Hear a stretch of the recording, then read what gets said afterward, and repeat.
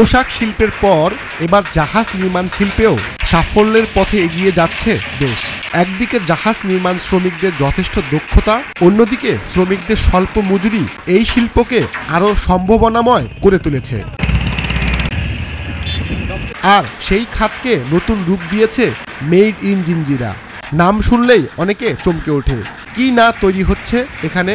দর্শক, আজকের পর্বে জানাবো মেড ইন জিঞ্জিরার জাহাজ নির্মাণের নানা কর্মযজ্ঞের কথা। টুকরো টুকরো লোহাকে গ্যাসে ঝালাই করে তৈরি হচ্ছে জাহাজ তৈরির ফ্রেম। তার উপর লোহার প্লেট বসিয়ে তৈরি হয় মস্ত বড় জাহাজ। পরে শ্রমিকের রং তুলির ছোঁয়ায় দেয়া হচ্ছে নতুন রূপ। এছাড়াও হাতুড়ি দিয়ে নষ্ট লোহার মরিচা ফেলে পুরনো জাহাজকে মেরামতে চলছে নানা চেষ্টা। বাংলাদেশের নদীমাতৃক ভৌগোলিক অবস্থানের কারণে এই অঞ্চলটিকে প্রায় 50 বছর পূর্বেই বেছে নিয়েছিল এই শিল্পের শ্রমিক ও মালিকেরা। শ্রমিকদের দীর্ঘদিনের অভিজ্ঞতা থেকে জানায়, কয়েকটি ধাপে কাজের পর তৈরি জাহাজ পানিতে ভাসানো হয়। সাগরে গেলে বডিতে পানিতে বাড়ি লাগে, আপনি বাড়ি লাগলে বডি ফাটতে যাওয়ার সম্ভাবনা আছে। এই কারণে ভিকেটে এইটা ওয়ার্লিং করা হয়। আমার পাশে কোন মানে ওই একই কন্ট্রাক্টর, আমি তো ফিটিং করে দিই, কাটিং করে প্লেট লাগাইয়া ফিটিং করে দিই। আবার আরেকজনে আপনার যাইয়া জ্বালাই করে।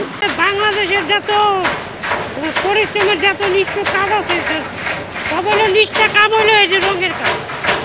তার মানে আমরা যেই পরিশ্রম করি, এই পরিশ্রমের উপরে আমরা এই টাকা পাইতেছি। মনে করেন যে প্লেট ব্যান দিয়া ফিটিং করা, যাতে সুন্দর মতো দেখা যায় এবং ফিটিং সম্পূর্ণ ভালো হয়, এটা হলো আমার দায়িত্ব।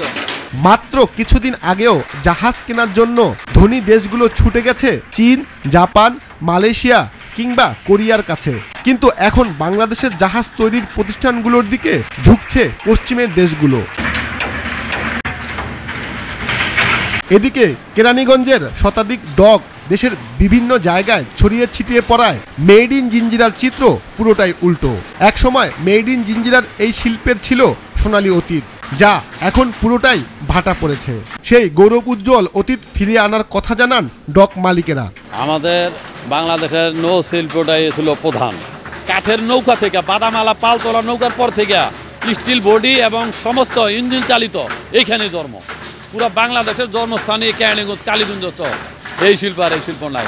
এখানে অনেক লোক কর্মসংস্থান ছিল, এখন এরা সবাই বেকার হয়েছে। কেউ ওই রিক্সা চালায়, কেউ অন্য কাজ করে খায়। মানে এই শিল্পের সাথে এখন আর তেমন লোক নাই। এখানে ডগে কালীগঞ্জ ডগে আইসা মারামত করে নতুন করে আবার নিয়ে যাওয়া হয়। এখানে প্রচুর নতুন ছিল, কিন্তু এখন বর্তমানে নাই। বিভিন্ন জায়গায় ডগ হয়ে গেছে, যার যার বাড়ির কাছে কাজ করে। 10-12 বছর ধরে আমাদের ব্যবসা প্রতিষ্ঠান এখন খারাপ, নানান জায়গা চলে গেছে ডগ। আমাদের এই ডগে মনে করেন বড় বড় জাহাজ হতো, 200-250 ফুট জাহাজ তৈরি হইতো, কিন্তু বর্তমানে আমাদের এখানে কাজ নেই। আমরা সরকারের কাছে বলছি যে আমাদের যাতে ব্যবসা চলে, যেভাবেই হোক আমরা যাতে আয় উন্নীত করতে পারি, ব্যবসা করতে পারি। যদি 10 টাকা ব্যবসা করতে পারি, 5 টাকা খরচ করতে পারি, কিন্তু এখানে আমাদের কোনো ব্যবসা নেই। এটার জন্য শিল্প এলাকার জন্য কিছু একটা করেন। সরকারের সুদৃষ্টিতেই ভবিষ্যতে মেড ইন জিঞ্জিরার জাহাজ নির্মাণ শিল্পের মাধ্যমে পরিবর্তন হতে পারে দেশের হাজারো মানুষের ভাগ্য। শেখ ফরিদ, ভোরের কাগজ, ঢাকা।